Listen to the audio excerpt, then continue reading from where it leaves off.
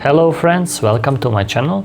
Today we're gonna explore Diana, Scorn of the Moon. A new moon is rising. So why are we gonna choose Diana today? Well, I'm playing like a 3 months and I love the deck. It's really good, very hard to play, but it makes you really learn the game. So without further ado, let's get to the deck list. Chosen of the moon. Okay, so let's start first with the runes. So we're gonna play 5 blue with 7 purple. Diana, champion legend, main draw engine in early game. It draws you all the spells. If it doesn't draw you spells, at least you can fish and see what's the card. I will explain later how this works, but for now we're just gonna go through the list. 3 Ravenbloom students. The card is incredible. Every time there is a spell, we get +1, and if we play, for example, Abandoned Hole, which we were gonna play for sure, we get +1 more. It can become +5 sometimes. It's a really good card to play in this deck. Then to filter our deck, we have Traveling Merchants. When I move this card 1, then draw 1. That way we can just sculpt our hand how we want, depending on situation. And another 2 drops in the deck. Tide Turner, 3 of them. The tide turns. Well, I will show you many ways how you can play this Tide Turner, but main way of course is moving Quay. One of the most broken cards in this deck is Fizz. They won't catch me. I mean, what can I say about this card? This card is insane. You can pull Starcross, stack deck, whatever spell you need, as long as it's 3 and not more. Then also one of the very broken cards in this format, we have 2 Vexes. Well, this card can block completely some decks, literally from playing. We play it to just stall a little bit while we are searching for Hui, and obviously we can block many decks. It have Deflect, which means we can also get opponents to use more power. Then we have 3 Huis. This is bread and butter of this deck. This card wins you games. Sometimes I would have like 12 cards in my hand just because of the Hui. It's incredible card, it's synergized with the whole deck, and even though we are playing Diana deck, sometimes I feel we are playing Hui deck. Now for the spells, we have 3 stack decks.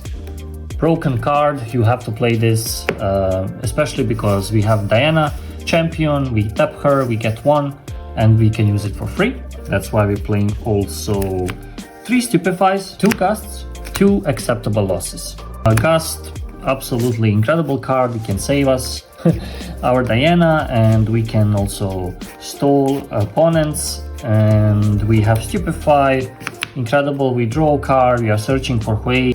Acceptable losses, the only reason you play this right now because of the gear hate.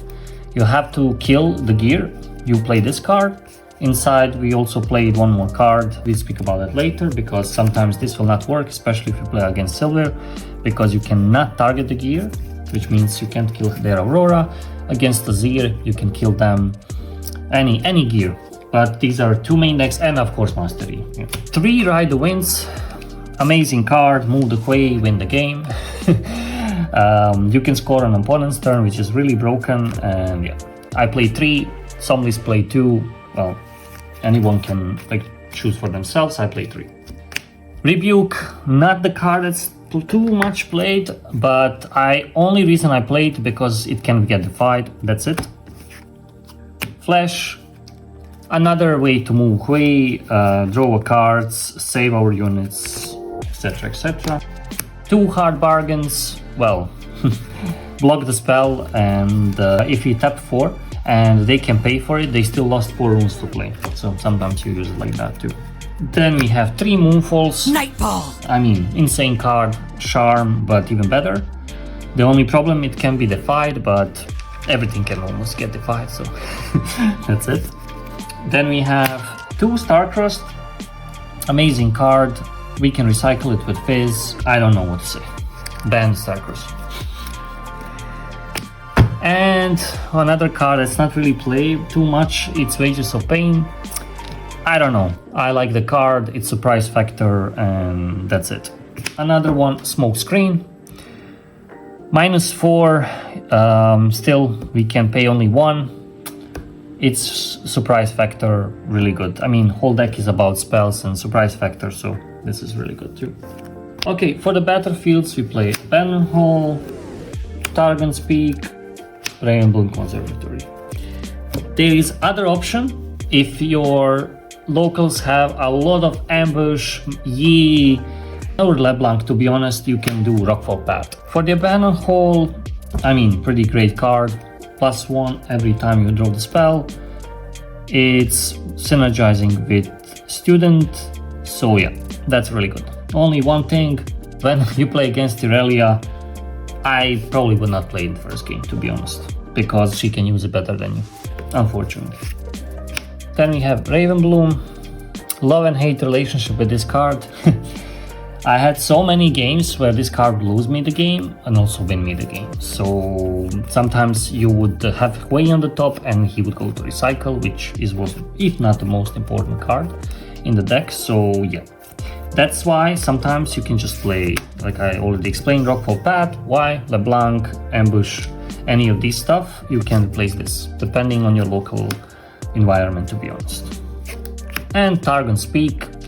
I mean, ready 2 runes, really good. It's important to deny for your opponent too, but yeah, these are battlefields I use. Now for the side deck, just one thing before we start is it really depends what people are playing locally.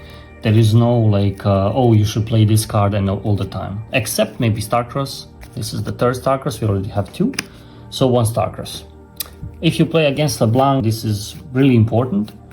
But honestly, almost anything in this meta. And I think honestly this card is gonna get banned, but for now, Starters.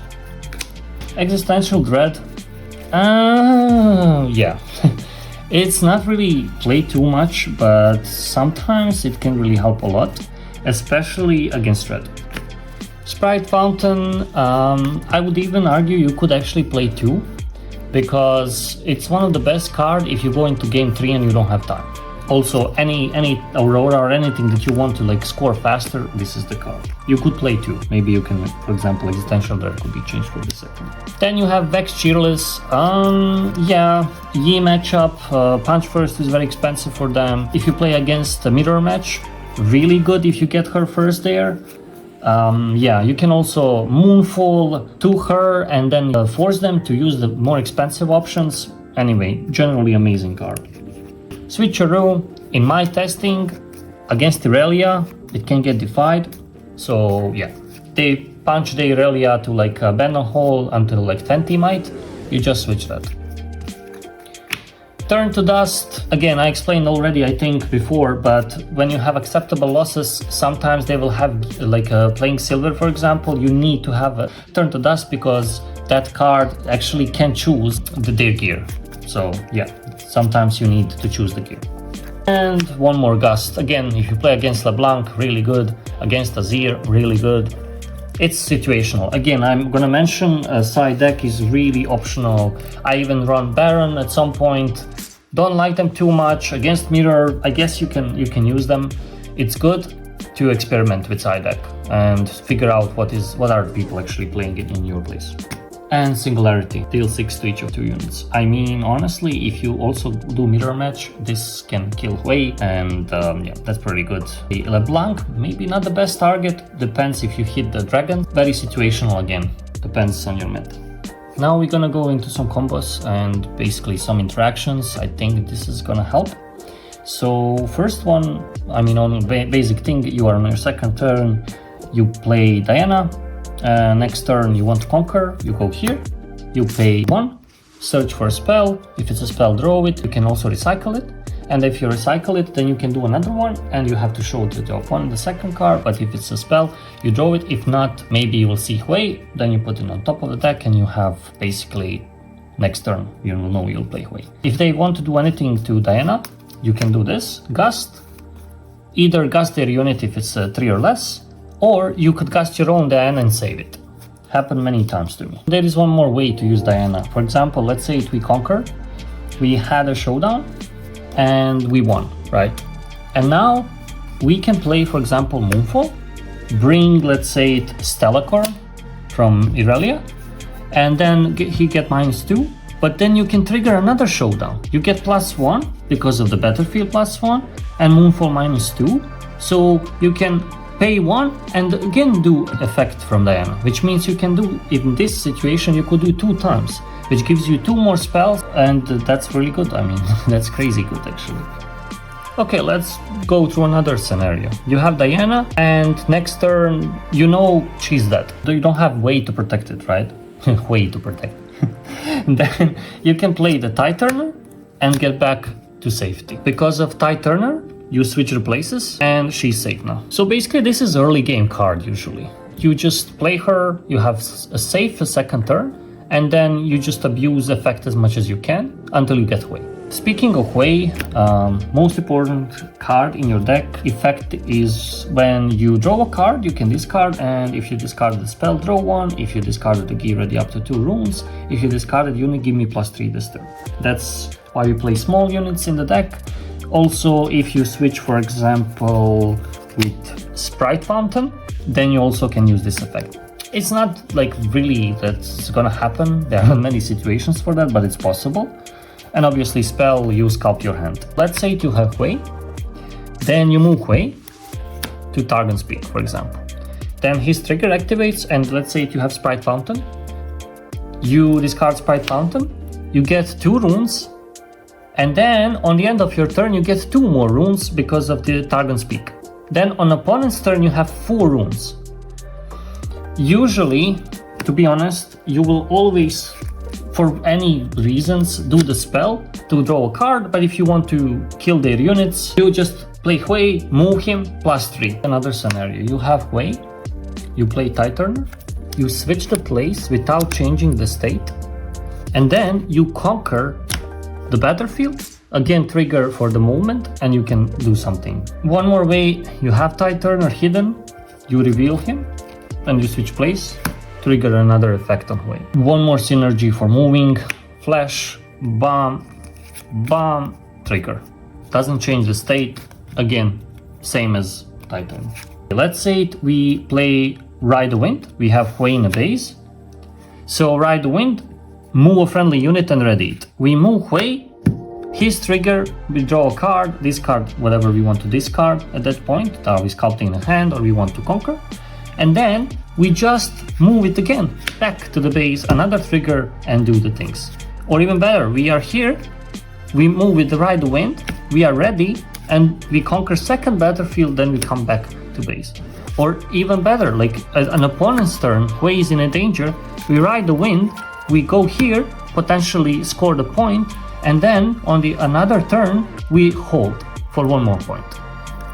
Now for one of the craziest cards in the game, you play Fizz, we have these options. So first option, we search for cards. The second option, we kill their gear. Third option, we move the Hui or Fizz in some games. And then we have Starcross, return the Fizz, return the card, and then replay Fizz for another effect. Of course, card is gonna go to the recycle on the bottom of my deck, but we can do second time. Okay, so we have student +1 with the spells, right? We can play, let's say, Gust anywhere, that would work. Or we can play, for example, this -4, he get +1, and also he gets from Abandoned Hall. Sometimes you can get this guy at +5, +6, and completely surprise your opponent with a might. Or you do Stupefy -1, you get +1 from the spell, +1 from Abandoned Hall, and now you're 4 and you draw a card. Pretty broken, right? Or in one situation, let's say you play Stupefy and then you just tap her, which is effect you get +1 when you're showdown. And you play it for free, draw a card, and he get +2. Okay, let's say you have student, you play Moonfall, you draw their card, you get +1 from Abandoned Hall and student, and they get -2. This is really strong combo. Okay, this is the board state. Opponent have Thousand Tail Watcher, we have student here, we are on 7 point, and we need to conquer for win, the last battlefield. What is possible is play Moonfall, draw the Thousand Tail Watcher on the battlefield, our units will die, of course. But then now we have free battlefield to conquer. and win the game. Opponent have Vex and we have Moonfall in hand, but we don't want to pay deflect, right? What we can do, we can play Moonfall, but don't target anything, just give -2 to everyone. Since it doesn't target, we don't pay deflect cost. How you usually play this deck, honestly, is turn 2 Diana, play her, abuse as much as you can to get cards until you get Hui. Once you get Hui, abuse him as much as you can to draw more cards or kill their units, because that's the biggest unit in your deck. So you play Hui, abuse him as much as you can, you have Ride the Winds, you have Fizz for the late game, for Starcross, for Ride the Wind, for Stack Deck, surprise the opponent with the spells, abuse your Abandon Hole, and that's it. Draw as much as card as you can, and then you have many options. Okay, so now when we are finished with our deck and combos, now is the question, should you play Diana's Court of the Moon? The moon also rises. Well, question, it's not easy to answer. You have very strong deck. You can draw so many cards, but with great power comes great responsibility. If you have many cards in your hand and many solutions, you have to know your opponent's deck and your deck so well to play well. I lost so many games in last 3 months, and every time I learned something. To this day, I'm playing this deck, having fun with it, learning a lot, but I will say this is hard to play and even hard to master. But it's really rewarding deck to play. It's one of the strongest decks in the meta, but that's not important for me. I'm a casual player, to be honest. Went to pre-Rift, had Diana cards, had luck pulling many things for the deck, and it was just makes sense. I needed to get 3 Moonfalls, and that was my first deck. Shout out to all my people in local LCS here in Leipzig. Every time I go there, every week, I learn something new. This deck is so powerful, have so many options, but always there is some new line you can learn. It's really rewarding experience to play this deck. I hope you enjoyed this Diana Scorn of the Moon deck list and explanation of combos and everything. If you liked the video, if it helped you in any way, I would really appreciate if you like, subscribe, comment. Maybe you can tell me, are you playing Diana in a different way? What is your favorite card in the deck? Anything to start some kind of discussion. Thank you so much. Have a great rest of the week, and see you next week. Bye! Follow no false light.